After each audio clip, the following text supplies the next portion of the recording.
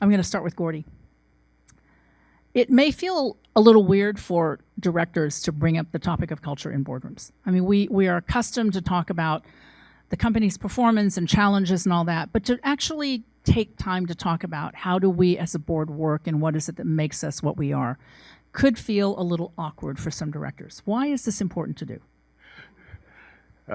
So yeah, just talking about culture and why is that so hard? It's absolutely fascinating. So most people who are on boards, virtually everybody who sits on a board, matriculated somehow through a company. And in doing so, we all got to lead a team, right? Everybody had to lead a team at some point. And while we were doing that, we were intentional about how the team performed. But what's really fascinating is that one of the most important teams in the company doesn't and didn't spend a whole lot of time on how the team performed. Right. So I think that was sort of the conclusion that we drew when we got into and started talking about this. So part of it's because I think people who, when you sort of, if you moved out of the C-suite or out of your role and you're now in retirement, you're saying to yourself, okay, well, I get to go to the board, but I don't have to work on all that other stuff. I'm not going to work on team building. I'm not going to work on this. I'm going to come, I'm going to do my thing at the board meeting, and then I'm going to go back home and forget about you for 3 months or however long that is, right? So I think some of it had to do with sort of the attitude of people. But my creed is I think if you want the company to be world class, then the board has to be world class. And so I think it's impossible to contemplate that a company could be world class and the board would not be world class. So what that means is we have to be intentional about what the board is actually doing, how it's getting together, how it's operating, what are the skills and capabilities, how does it work together. All of that is important if in fact you're part of a business, and everything I want to be a part of, I want to be world class. So I try to drive this in places where I sort of navigate.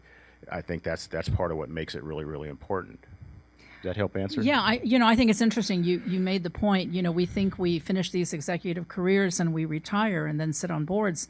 Anyone in this room who thinks they're a director and they're retired doesn't get it, because it's not retirement, is it? I mean, it could have been 20 years ago, and I think 20 years ago when board careers started, it was just one of those nice things people got to do, and they went to nice places, they had meetings, they went golfing. That's the way boards were 25, 30 years ago. And it's no longer something you do in retirement. So I find that just an interesting perspective. So Jarvis, who handles this conversation? Is this a nom and gov-led conversation? Is it chair-led? Is it the whole board? How do you do this? It's an interesting question, I think, and we spent a lot of time talking about this on the BRC. Essentially leadership has historically been the, what I call the culture carrier for the board. And so the chair typically sets the tone, and we'll get into some details later about some things where I think the chair really has to be involved in setting that tone. But sort of the nuts and bolts carrier of this is going to be your nom-gov committee, because the nom-gov committee is going to put in processes, going to put in procedures. To have a world-class board, everybody has to be on the same page. Everybody has to understand what the expectations are.